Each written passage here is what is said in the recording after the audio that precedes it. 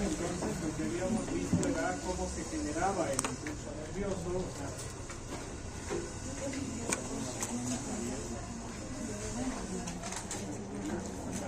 Está bien, continuamos. Entonces lo que habíamos visto era de que básicamente, digamos, tenemos receptores para recibir estímulos y hemos visto cómo se conduce un estímulo. Y vuelvo, para ayudar un poco era, si yo les preguntara, por ejemplo, una vez producido un estímulo, ¿cómo o gracias a qué se da la conducción del impulso nervioso o gracias a qué sustancias se dan la conducción del impulso nervioso? ¿Cuál sería su respuesta?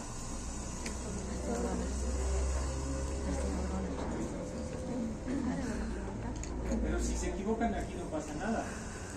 En el examen van a terminar llorando. Pero sí o no, aquí anímense a equivocarse. A ver, otra vez entonces. A ver, si yo les pregunto, se genera un estímulo, no importa dónde, por la vía gerente, ¿está bien? Un pellizco, algo. Se genera un estímulo. Ese estímulo tiene que transformarse en una corriente eléctrica, ¿sí o no? Gracias a qué sustancias se conduce el impulso nervioso. Es por eso que les va mal en el examen, pero está bien que se equivoquen.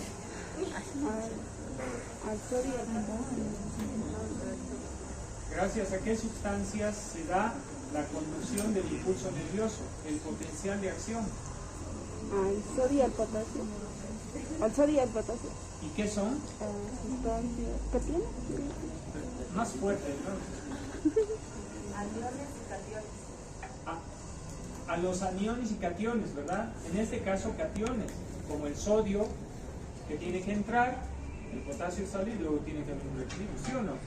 Dicho de otras palabras, si yo preguntara, por eso les va mal, lo que pasa es que tienen que interpretar la pregunta.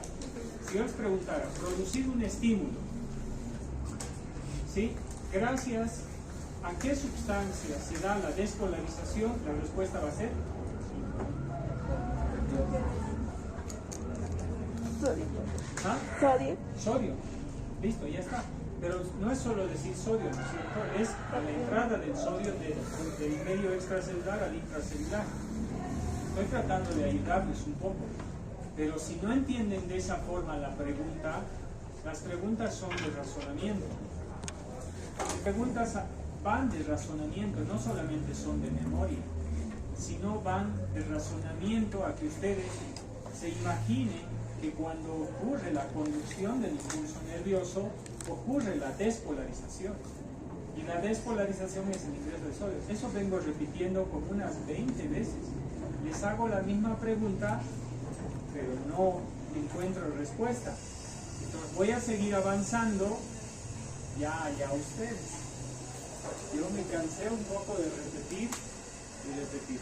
El punto es el siguiente, ¿por qué recapitulaba todo eso? Precisamente para que ustedes lo tengan claro, que no se confundan de que la recepción de un estímulo ocurren ciertas cosas, la conducción del estímulo ocurren otros fenómenos que tienen que ser fenómenos eléctricos, porque hay cationes y aniones, en este caso cationes, y después viene la transmisión de ese impulso nervioso y que a una de sus compañeras le decía, bueno, yo soy una neurona, ¿está bien? Ella es la siguiente neurona, extiende el brazo.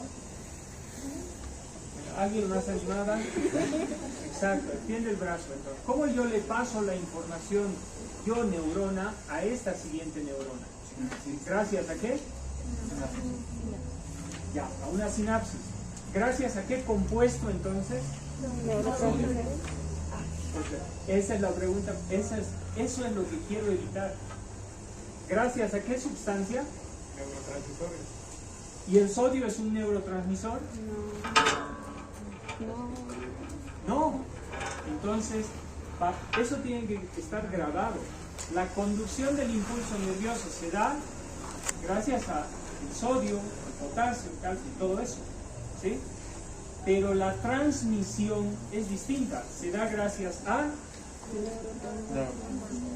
neurotransmisoras. Y un ejemplo de neurotransmisor, Acetilcolina. acetilcolina. ¿Dónde se da, si yo les pregunto? En la sinapsis. O sea, ahora, la otra pregunta es, ¿qué elementos componen esta sinapsis? Mira, claro, exacto. La membrana presináptica, la postsináptica que corresponde a ella, y en medio está la hendidura sináptica donde se liberan los... Ah, bueno, ahora sí me siguen. Si me siguen así, entonces ahora está claro. Entonces, si tú respondes la conducción del impulso nervioso o el potencial de acción o la despolarización se da por sustancias químicas, vas a terminar con tu lágrima. ¿Verdad? Y eso es lo que no quiero. ¿Está bien? Entonces, precisamente por eso habíamos llevado esto. La neurona tiene funciones básicas, generales, es como las vocales, el A, E, I, O, U de las neurociencias, ¿sí? Recibe la información y puede ser también una pregunta, ¿gracias a qué recibe la información? Ah, terminaciones nerviosas, ¿verdad? Que hemos visto, mecanorreceptores, propioceptores, ¿sí? Nociceptores, tenemos un montón de receptores. Dicho de otra manera, unos más específicos y especializados, los corpúsculos de Krauss, de Rutin y todo eso. Que no se les olvide eso, ¿está bien? Esos reciben la información, digamos del medio externo. Conducen la información gracias a qué? Al sodio especialmente que entra y genera una despolarización, y todo eso ya lo tienen que usted, porque a fin de mes tenemos el examen, eso lo tienen que tener claro. Y hoy lo que vamos a hablar de que ya sabemos un poco de la recepción, la conducción del impulso nervioso, que puede ser continua, puede ser saltatoria, dependiendo de qué factores, todo eso. Entonces ahora vamos a hablar de la transmisión precisamente. Y la transmisión, para que quede claro, entonces será en este lugar, que es precisamente la sinapsis, descrita por Sherrington, ¿sí? Scott Sherrington, que describió, bueno, el origen viene de Santiago Ramón y Cajal, no sé si recuerdan, ¿sí? Santiago Ramón y Cajal fue el que descubrió esto. Los neurotransmisores descubrió Otto Lewin. Entonces, esto, ¿sí? Se describió. Sinapsis quiere decir sin, del vocablo griego quiere decir juntos, muy juntos. Inapteína quiere decir con firmeza. Entonces es un lugar especializado de las neuronas donde encontramos precisamente los lugares especializados para la sinapsis.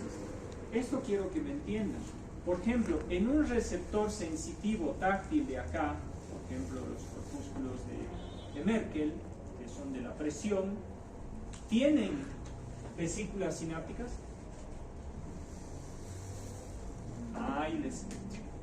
¿verdad? Este razonamiento es... Pregunto de nuevo. A ver. Están con el gran poder todavía. A ver, pregunto. Miren. ¿Dónde se encuentra vamos a hacerlo en la parte cérvico-facial, ¿está bien? ¿Dónde se encuentra el cuerpo de la terminación nerviosa que está en la pulpa dental del incisivo central superior? En el ganglio de Gasser. En el ganglio. Pero díganlo fuerte, con confianza igual, pero él no se molesta, se equivocó, pero ahora ya sabe, en el examen no se va a olvidar eso. Equivóquense. En el ganglio de Gasser. En el ganglio de Gasser, ¿sí o no? Ahí está el cuerpo. Y del ganglio de Gasser, ¿a dónde termina esa neurona? En la protuberancia. En la protuberancia, listo. Esa es una sola, vamos a hacer como ejemplo, esa es una sola neurona. ¿Está bien? Ya. Entonces, el ejemplo, fíjense ustedes, en las piezas dentarias tienen terminaciones nerviosas nociceptivas que van a captar dolor sobre el cual ustedes van a trabajar. ¿Sí o no? Esas terminaciones nerviosas tienen su cuerpo neuronal en el ganglio de Gasser y de ahí se extienden así. ¿Sí o no? ¿Verdad? Y hemos visto la neurona pseudobipolar o monopolar. se extiende y este otro termina en la protuberancia. Mi pregunta de mí es, esta zona de este botón especializado con vesículas sinápticas, ¿dónde creen que está? ¿En la pulpa dental, en el ganglio de Gasser o en la protuberancia? ¿Por qué? Porque, si no me equivoco, en ese lugar ahí se va a dar la sinapsis para pasar el estímulo A la segunda neurona, ¿sí o no? Entonces, este es razonamiento lógico. Este lugar de acá está especializado para recibir, esto para conducir, y este lado de aquí está para transmitir. Entonces, ¿dónde encontramos las vesículas sinápticas? Pues en esta parte. ¿Y dónde está esta parte? En el núcleo de terminación del trigémino que está en la protuberancia. Por lo tanto, en este sector de acá donde recibe la información el corpúsculo de Krauss, el de Meissner que recibe el frío, el tacto, el de Merkel, ¿tendrán vesículas sinápticas? No, porque ¿para qué? Ese lugar está especializado para recibir la información de presiones. Y los neurotransmisores no son receptores, son transmisores de la información. Entonces, ¿eso quedó claro? Porque por ahí también van a ir las preguntas, ¿está bien? Para que ustedes y ya saben por qué, ¿no? Porque ustedes van a bloquear la conducción del impulso nervioso o van a alterar con fármacos en algún segmento. ¿Está bien? Bien. Entonces, la conducción del impulso nervioso llega a este botón sináptico. ¿Está bien? Hagamos de cuenta que este botón sináptico viene del nervio trigémino y esta es la protuberancia. ¿Está bien? Y se encuentra con esta segunda neurona. ¿Está bien? Entonces, el potencial de acción que viene es una despolarización, y la despolarización era, porque yo les voy a poner opciones en el examen, pero tienen que saber reconocerla. También va a haber preguntas abiertas. La despolarización es, bien, pero si hablamos de voltaje, la despolarización es el cambio del voltaje, ¿sí o no? Menos 70 milivoltios a más 10, ¿sí o no? Eso también tienen que pensarlo, ¿está bien? Razonarlo. Chicos, en este lugar ocurre otro tipo de proceso por ese cambio en el voltaje de la membrana. Estaba a menos 70, se despolarizó y ahora está a más 10, ¿verdad? Y así viaja desde un segmento hasta el otro segmento. Pero en este lugar se genera otro proceso para que estos neurotransmisores sean liberados, porque alguien le tiene que activar la liberación. ¿Sí? Alguien le tiene que activar. Y ahí está la respuesta. ¿Quién la activa? El calcio. La respuesta está en la imagen. El potencial de acción viene, y recuerdan que se abrían proteínas voltaje dependientes para el sodio, ¿sí? Pues en este lugar se abren proteínas voltaje dependientes producto de esa conducción del impulso nervioso y del potencial de acción para el ion calcio. Todo con el afán de ayudarles un poco a razonarlo. ¿Está bien? Si yo les preguntara, ¿gracias a qué compuesto se produce la liberación de neurotransmisores? Su respuesta será Calcio. un compuesto iónico como es el calcio. ¿Está bien? O dicho de otra manera, un catión como es el calcio. ¿Está bien? El calcio. El calcio es el que entra aquí y va a hacer que las vesículas se liberen por un proceso de exocitosis. Bien, entonces, el potencial de acción, yo puedo cambiar la pregunta de distintas formas. Cuando un potencial de acción llega a la terminación donde se encuentra el botón sináptico, ya saben por eso, sináptico, gracias a qué compuesto iónico, ¿sí? O gracias a qué mecanismo producido por un compuesto iónico, hay muchas formas de preguntar. Entonces, ¿qué es lo que sucede en este segmento? El calcio entra y se une a unas proteínas de estas vesículas, como ser la sinapsina, la sinaptobrevina, la sinaptotacmina. Son unas proteínas que se encuentran a este nivel y desencadena un proceso de que esta vesícula que estaba tranquila por la acción del calcio, ¿sí? ¿Sí? Y la catalización de esas proteínas, entonces viajan a la membrana y producen el proceso de exocitosis. Solamente el proceso de exocitosis se da cuando existe un estímulo, o sea, cuando la despolarización, cuando el potencial de acción ha llegado hasta este botón y ha producido el ingreso de calcio, y con el ingreso de calcio entonces produces la liberación. Yo les había hablado, ¿recuerdan la ley del todo o nada? La ley del todo o nada se generaba porque el potencial de acción, o mejor dicho, la despolarización, alcanza el punto umbral. Y cuando alcanza el punto umbral se abren proteínas voltaje dependientes para el sodio, ¿verdad? Bien. Y decíamos, esa teoría de la ley del todo o nada quiere decir que se conduce. Pero este impulso nervioso, ¿se puede detener? Sí, se puede detener. La pregunta es ¿cómo? ¿Te imaginas tú que tengas un fármaco que cuando lo administras, el potencial de acción llegue aquí, pero te cierre los canales del calcio?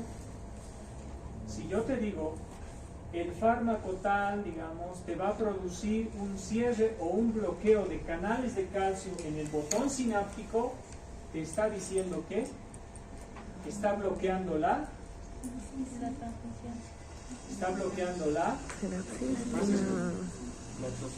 ¿y la exocitosis qué produce? Neurotransmisores. Liberación de neurotransmisores. Entonces, por eso les decía, tienen que razonar. O sea, si digamos un fármaco viene y te bloquea los canales de calcio en el botón sináptico, pero te está inhibiendo ¿qué? La liberación de neurotransmisores. Porque el calcio es el que se va a unir a ciertas proteínas acá y va a producir la liberación. Pero si te cierran estos canales, no hay. Entonces, hay una forma de detener la conducción de ese impulso nervioso cuando quieres detenerlo. ¿Está bien? Entonces, puedes detenerlo acá. Puedes detenerlo en este lugar. Y ahora les voy a decir cómo. Se liberan los neurotransmisores acá, este es el espacio sináptico. Entonces tenemos dos elementos, membrana presináptica, espacio sináptico y membrana postsináptica. Son los tres elementos de la sinapsis. Y un cuarto sería el neurotransmisor. Fíjense que cuando el neurotransmisor es liberado a este espacio, ¿quién le está esperando acá? Receptores específicos para ese neurotransmisor. ¿Está bien? En el caso de la acetilcolina, por ejemplo, en el músculo están los receptores que son por ligado. O sea, esta proteína tiene un lugar especial donde le recibe, llega y se activa. ¿Está bien? ¿Sí? ¿Cómo puedes bloquear el impulso nervioso? Igual, los relajantes musculares, por ejemplo, que ustedes van a utilizar los relajantes cuando haya problemas de trismus, cuando haya problemas de lesiones que se dan a nivel de la articulación temporomandibular y el paciente no puede abrir la boca, tú puedes dar relajantes musculares, y los relajantes musculares, por ejemplo, actúan de distintas formas, ¿sí? Una de ellas puede ser un relajante muscular en la membrana muscular, vamos a cambiarle. Aquí hay un receptor y bloquea el lugar donde este neurotransmisor tiene que entrar. ¿Sí? Entonces, imagínense que acá todo esto esté bloqueado y este neurotransmisor no puede unirse a su receptor específico. En el caso del músculo, un receptor ionotrópico o metabotrópico. ¿Sí? ¿Qué pasa con el impulso nervioso? ¿Pasa la información? ¿Le paso la información a ella? No. No le paso la información porque está bloqueado. ¿Sí? Entonces, ustedes pueden alterar la fisiología en la conducción del impulso nervioso con lo que van a hacer toda su vida. Con anestésicos locales van a bloquear la conducción del impulso nervioso. Y otros con fármacos pueden bloquear la transmisión del impulso. Entonces, eso los hace a ustedes distintos. Cuando ustedes recetan un fármaco, saben a qué nivel está actuando y qué proceso fisiológico están inhibiendo. Están evitando que ocurra. Y de ahí tú puedes seleccionar el fármaco más ideal para ese caso individualizado. ¿Está bien? ¿Sí? Entonces les va a servir para farmacología. Listo. ¿Se entiende esa parte? Bueno, las gracias a Santiago Ramón y Cajal. Ahora, esto también lo tienen que tener claro. ¿Está bien? Claro como el agua. Tatuado. ¿Qué tipo de sinapsis tenemos en general, podríamos decirlo, según una distribución en el organismo? ¿Está bien? Las sinapsis pueden ser centrales, y ahí por lógica te está diciendo cualquier dolor en cavidad bucal, la sinapsis se va a dar en aquí, aquí o aquí. Central, ¿no? Porque llega la protuberancia, y la protuberancia es del sistema nervioso central. ¿Recuerdan? ¿Sí? ¿Sí o no? Las sinapsis centrales quiere decir que se dan en el sistema nervioso central, que va a ser el encéfalo, la protuberancia, ¿sí? El bulbo y la médula espinal. O sea, todo lo que es sistema nervioso central, hasta ese nivel. Hay otro tipo de sinapsis que son las neuromusculares. Estas neuromusculares serán por la vía deferente, ¿no? ¿Ven? Por la vía deferente, ¿hacia dónde van? Hacia los músculos, o otro órgano efector puede ser hay dos órganos efectores. Glándulas. ¿Ah? Glándulas. Glándulas. Y luego las sinapsis ganglionares. Estas sinapsis ganglionares es un poco confuso porque hay otros ganglios más. Yo no les he querido confundir totalmente, pero hay otros ganglios donde sí hay neuronas. ¿Está bien? Donde hacen sinapsis. Pero en el lugar donde ustedes trabajan, lo más importante es la vía de entrada, porque las sinapsis ganglionares se dan en la vía de salida. Bueno, vamos viendo ahí. Vamos a ponerlo todo, ¿les parece?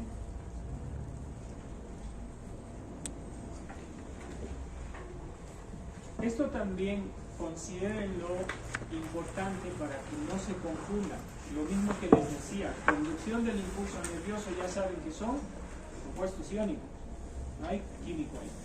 Transmisión, sustancias químicas como neurotransmisores, pero ahora van a ver, depende del tipo de sinapsis. ¿Está bien? Esto también no se confundan. Desde el punto de vista morfológico, que es lo que han aprendido en anatomía, las sinapsis pueden ser de este tipo, o sea, según el lugar donde hacen sinapsis y reciben ese nombre. Esta sinapsis, por lo tanto, se llama sinapsis. Si les pusiera estos dibujos y escriben abajo, pero sí es fácil, miren. ¿Cómo se llamaría esta sinapsis? Vamos a empezar, vamos a retroceder en el tiempo. ¿Cómo se llama esto? Axón. ¿Ve? ¿Cómo se llama esto? ¿Ah? No, esto es cuerpo. Y el cuerpo también tiene otro nombre, sinónimo. Soma. Entonces esta sinapsis será. ¿Ya está? Por eso a veces yo les molesto un poco, les digo, pero si la respuesta está ahí. Axosoma. Si eres chakra, no te das cuenta. Sinapsis axosomática, desde el punto de vista descriptivo, porque el axón con su botón sináptico es el que va a hacer sinapsis con el soma. Eso es descriptivo. ¿Está bien? Descriptivo. Este será axodendrítica, y este otro será Axónica. Axo al cuadrado. claro. ¿Por qué dudan de ustedes? Axoaxónica. Este tipo de sinapsis es excitadora, o sea, pasa la información, ¿está bien? Este tipo de sinapsis también es excitadora, o sea, quiere decir pasa la información. Este tipo de sinapsis, en cambio, considerando lo que les he mencionado, que se puede detener el impulso nervioso, ¿se puede detener o no se puede detener? Se puede, les he dicho cómo, ¿verdad? De estas tres, esta es la que puede detener. Bueno, denme un segundito. Juntara, ya explicándoles, por ejemplo, y ahí razonando, ¿por qué esta podría detener la información? ¿Cuántos botones? No. Sí, ¿no? ¿Qué es un botón? ¿Saben por qué? Porque son los botones. Tú generas, digamos, un estímulo aquí, ¿está bien? Se va a conducir en este sentido, ¿verdad? Acá le tiene que pasar la información a esta neurona, ¿cierto? Todos hasta ahí me siguen. Bien.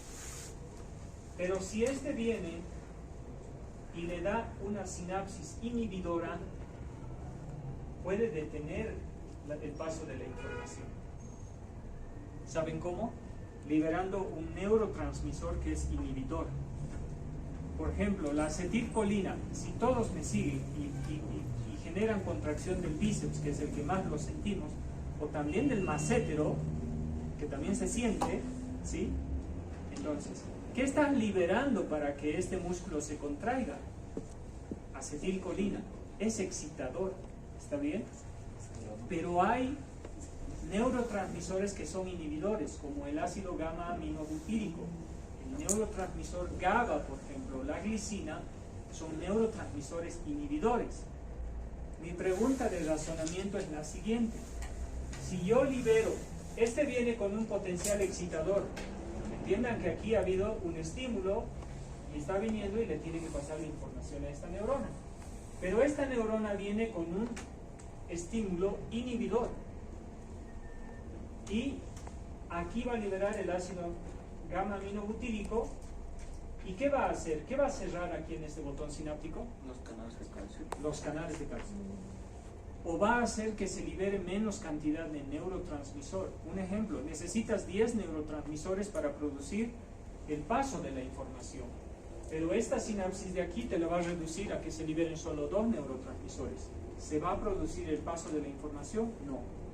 ¿Está bien? Entonces, a eso se llama neuromodulación. O sea, ¿qué es lo que ocurre? En nuestro organismo muchas veces la información tiene que ser modulada una vez que ha sido integrada y tiene que haber una respuesta.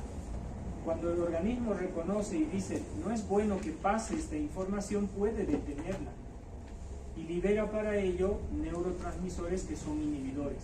Y precisamente este tipo de sinapsis, según su morfología, la forma y el lugar donde hace sinapsis, puede ser de dos tipos, o inhibidor o excitador. Hagan de cuenta que aquí se libera otro neurotransmisor, pero más bien abre canales de calcio. ¿Qué va a pasar? Le ayuda un sinergismo. Perfecto. ¿Sí? O sea, ayuda a que más bien más canales de calcio se abren, y si entra el calcio, ¿qué pasa? Activa el mecanismo de vaciamiento de neurotransmisores al espacio sináptico, que es, bueno, por un proceso de exocitosis. ¿Me dejo entender ahí? ¿Sí? Entonces, esos son los procesos, y ese es, o sea, para eso sirve comprender esto. ¿Está bien?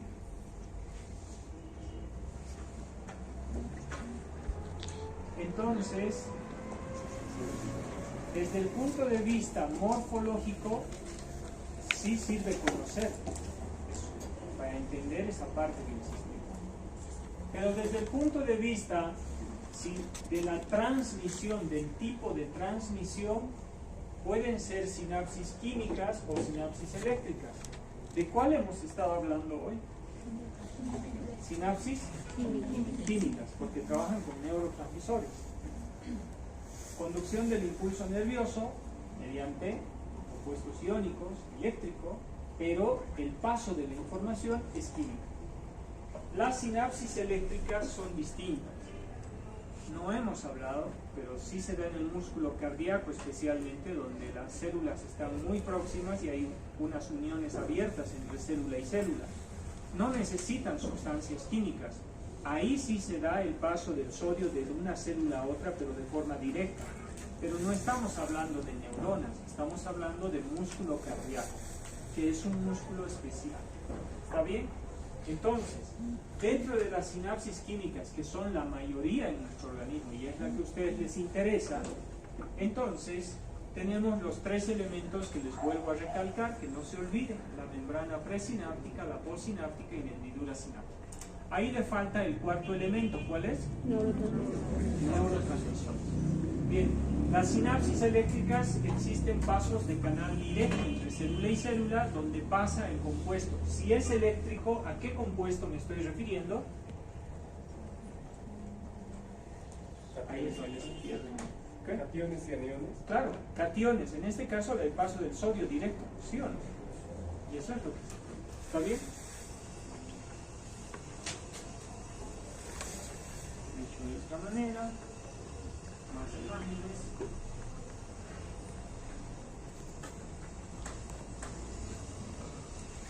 Más imágenes de lo mismo, que ya lo hemos visto. Aquí está un poco más especificado si me quieren tomar una foto, porque fíjense acá lo que dice: el potencial de acción llega, ¿sí? Gracias a esa despolarización. O sea, acá, hasta acá llega, y acá se abre un canal para el calcio. El calcio se une a las proteínas, a las citocinas, a la hemoglobina, y va a generar de que esto migre y se produzca la exocitosis. Una vez que se produce la exocitosis, fíjense acá, hay un lugar especial para el neurotransmisor, y lo que va a causar que cuando se une este neurotransmisor acá, esa proteína estaba cerrada, se va a abrir. Mi pregunta es: ¿para qué creen que se abre? Para el ingreso de sodio. Se repite el proceso, es lo mismo, chicos. Aquí va a generar, si entra sodio, ¿qué va a generar en esta neurona? Despolarización. Eso es lo que va a generar. Pero los lugares especializados pueden trabajar con distintos tipos de neurotransmisores dependiendo de la especialización. Unos trabajarán con dopamina en el sistema nervioso central, otros trabajarán con acetilcolina, otros con noradrenalina. O sea, hay un montón de neurotransmisores, pero que son distintos y específicos en cada lugar, ¿no es cierto? O sea, por ejemplo, para que ocurra la contracción muscular, ¿cuál es el neurotransmisor? Acetilcolina. ¿Eso va a cambiar? ¿No va a cambiar? ¿Sí o no? Desde el hombre de las cavernas hasta el día de hoy, eso es así. ¿O ha cambiado algo? No ha cambiado nada. ¿Sí? Lo mismo va a ocurrir. ¿Está bien? Más para explicar y para que ustedes entiendan que hay receptores específicos, y estas proteínas en algunos casos tienen subunidades.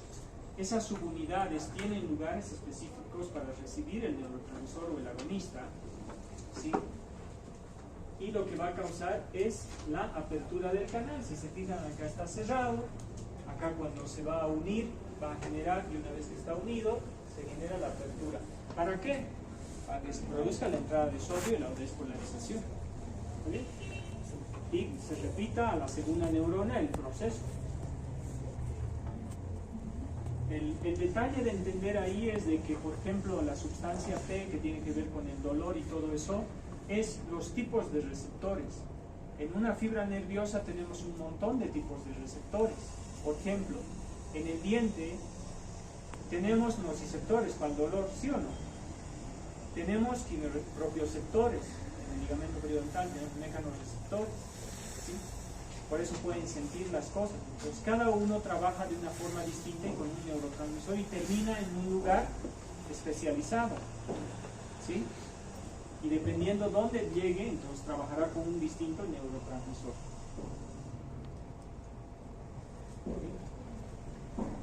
Estos trabajos que sacan con microscopía hoy en día y que se pueden fotografiar son fantásticos. Fíjense esta microfotografía donde podemos describir todas las zonas de este botón sináptico. Y fíjense cuántas cuentan acá vesículas sinápticas. ¿Cuántas hay? ¿Se ve? ¿Se distingue un poco? Miren, todo esto es desde acá. Y fíjense la cantidad de vesículas sinápticas que tenemos. ¿Sí o no? Es un montón. En ese pequeño botón sináptico, ¿qué cantidad de vesículas sinápticas tenemos? Y fíjense la hendidura sináptica y esta es la neurona póstuma. O sea, es algo increíble como está. Y hay un mecanismo que existe para recaptar si es que el neurotransmisor, porque el neurotransmisor es liberado y va a ocurrir dos cosas. No puede estar junto al receptor todo el tiempo, ¿verdad? Eso no es fisiológico, tiene que volver a la normalidad. Y ahí tiene que ocurrir varias cosas con el neurotransmisor. Es recaptado para formar más neurotransmisores o es degradado, ¿sí?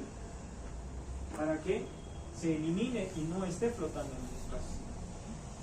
¿Sí? Porque debemos tener todo esto cargado todo el tiempo.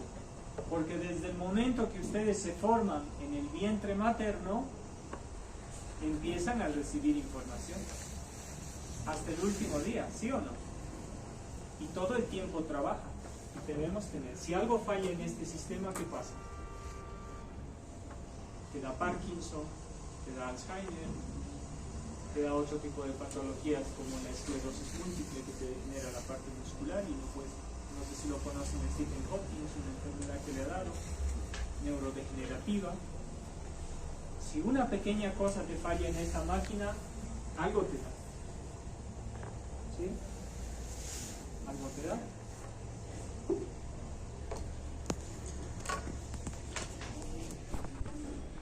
Esto era lo mismo, esto es trigémino. Ustedes ven allá en la protuberancia, el método de determinación del trigémino. Y acá lo que quería mostrarles es un poco la vía de entrada y la vía de salida. Ahí está el nervio trigémino, que tiene un dominio de la cavidad orbitaria, cavidad orbitaria, cavidad nasal y cavidad bucal. Y la vía de salida que va a las glándulas salivales que a ustedes les interesa reconocer, ¿sí? Entonces, la vía de entrada, ya saben que acá están los cuerpos neuronales, ¿sí? De los receptores sensitivos, y acá terminan en la protuberancia. Y de aquí sale la información. Si yo les pongo una gota de limón en la lengua, ¿qué pasa? Es un estímulo químico, ¿sí o no? Los estímulos pueden ser, vuelvo a repetir, físicos, químicos y mecánicos.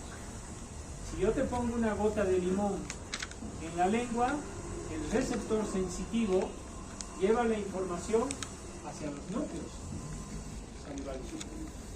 Y de ahí viene la información para que secretes mayor cantidad de saliva, ¿sí o no? Y estás con mayor producción de saliva. Y eso es lo que les pasa en los consultorios.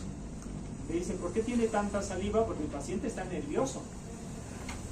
Y ese nerviosismo, ese estrés, genera un estímulo y la respuesta viene hacia el órgano efector, que son las glándulas salivales, y secreta mayor cantidad de saliva. ¿La saliva será acuosa? No, es viscosa, porque es distinto. La producción es distinta. De nosotros hoy, ahora, es distinta la producción. Pero si los someto a estrés el día del examen,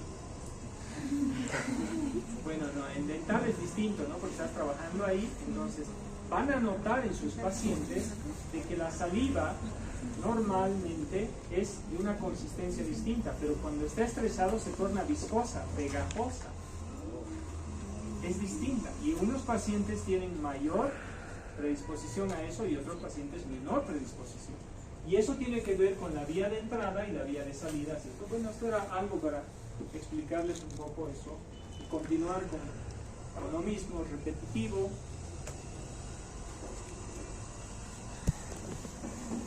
Y esto para confundirles un poco, porque no debería ser mi tarea, pero sí es un poco confuso. Hay algunas sinapsis que están fuera del sistema nervioso central, en la vía eferente, y generalmente tiene que ver con el sistema entérico, que es el gástrico, que es un sistema muy especial, y de hecho se lo considera un sistema aparte de todo el sistema nervioso, el sistema entérico. Pero bueno, no les voy a confundir con esto y tampoco voy a necesitar preguntarles. ¿Está bien?